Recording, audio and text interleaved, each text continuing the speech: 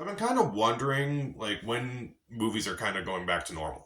In the sense that, are we going back to some of those trends that we saw in, like, pre-COVID years where, certain things happen this time of year and so on and so forth? Like, the big blockbusters come out in the summer and the awards flicks come out around, like, November and December. And then, like, scary movies around fall. And I'm starting to think that we are actually. You know how I know that? Because January is usually a dumping ground for movies. And usually the first weekend of every year, it's always a horrible horror movie, one of the worst of the year. And now we have Night Swim to kind of continue that trend. Oh, this is not going to be pretty. Not going to be pretty at all. So Night Swim was directed by Bryce McGuire. It's based on his short film of the same name, and it stars Wyatt Russell, Carrie Condon, and it's about this family that moves into a new house that just so happens to have a swimming pool. However, they realize something's up with the pool. It may be haunted. There may be demons in it, and basically they all slowly learn that yeah, there are demons in it, and they try to figure out what to do. So this was a movie that, admittedly, I was not looking forward to. The trailers did not look particularly good. The January has normally been a dumping ground for movies just like this, like really terrible horror movies. Last year was kind of an exception. Megan was corny, it was goofy, but it was a lot of fun still, so I kind of gave that one a pass.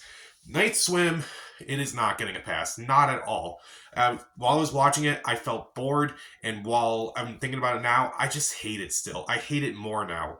So I'll start with the things I do like. To be fair, first off, the opening scene is fine. It has its moments.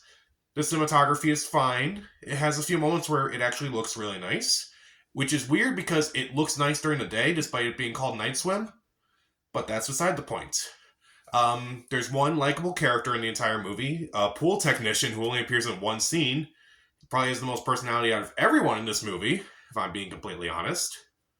It's at least 90 minutes long, which, at least it doesn't overstay its welcome and try to push itself to be over 2 hours. It can be funny, unintentionally funny, and that's about it. Pretty much everything else about this movie is bad. Oh boy, is it bad. The acting is particularly terrible. Wyatt Russell is pretty dumb. His character's pretty dumb in this movie. I hated his character. You kind of see in the trailer stuff's going to happen to him. And even when that happens, it's just kind of awkward. Like, he's just not particularly good in this movie. Carrie Condon, who is coming off an Oscar nomination, she's just very generic, honestly. The child actors, they're child actors. I'll give them that. I'm trying not to be mean to the child actors at least, but like, yeah, they weren't particularly good if I'm being honest. They weren't the worst, but they weren't really that great either. There's another character in this movie. She's a realtor. All she does is exposit. Like, that's it. It's like talks about like the past of the main characters. Also, kind of talk about the past of the house. Like, that's it. That's literally her whole character. Just stop. Just stop. And, I could forgive a lot of that if this movie was at least scary. And it just isn't. It really is not scary. Like, there are so many moments that I'm watching this movie, I'm like, can something scary actually happen in this movie? Something other than a jump scare. This movie uses jump scares so horribly. I don't even have a joke. It just uses them so horribly.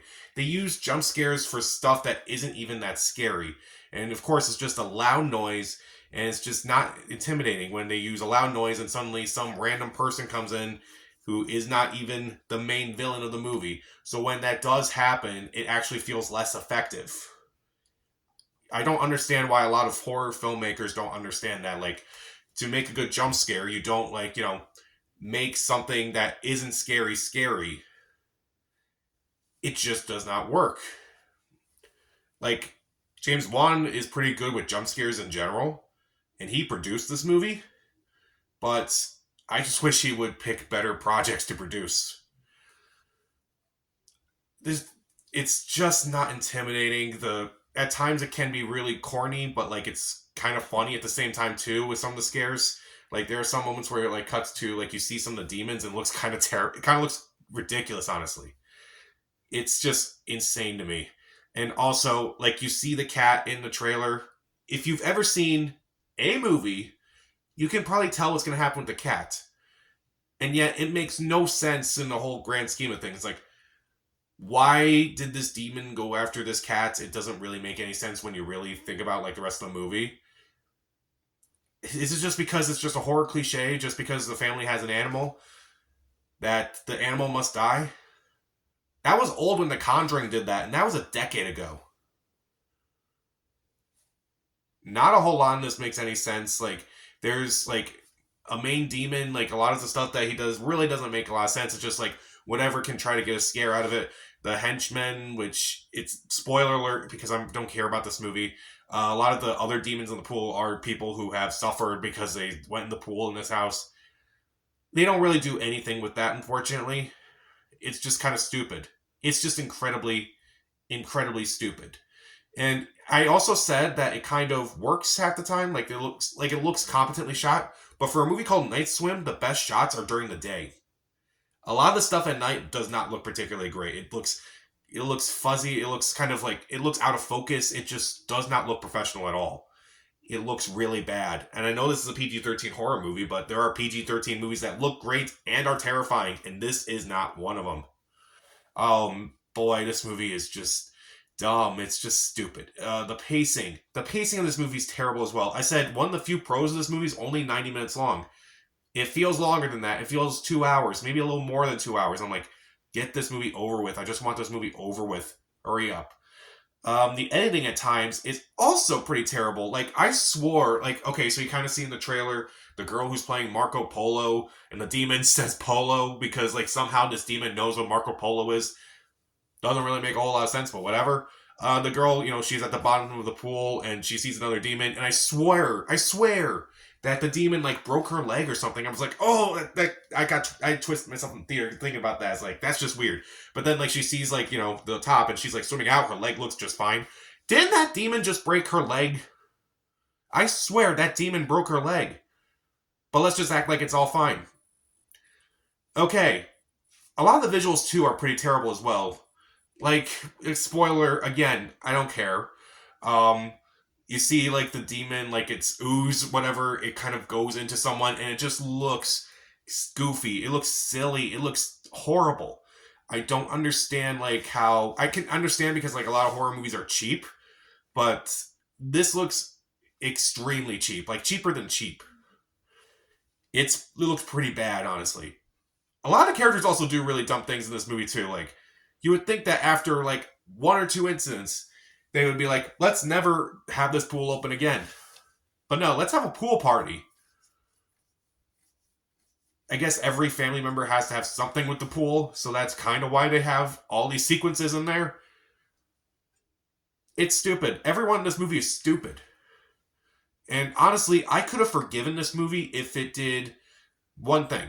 If it made it like Megan, if it was like corny, it was goofy, it was like self-aware that it was being ridiculous and corny and such, I could at least forgive it. And there are hints where I'm watching this movie and I'm like, this movie could be a really corny movie, like a so bad it's good type of movie where it's like, yeah, the movie's aware that it's not particularly high art, but the movie itself plays it like it is high art, like it is the most serious thing out there. There is no dimension, there is no personality among the characters. Nothing is scary. Nothing is intimidating. Not a whole lot in this movie works.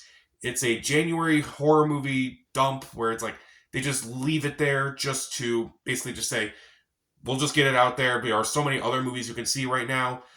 And let's just try to make sure that this gets out there in a way that nobody else will notice it's even out there.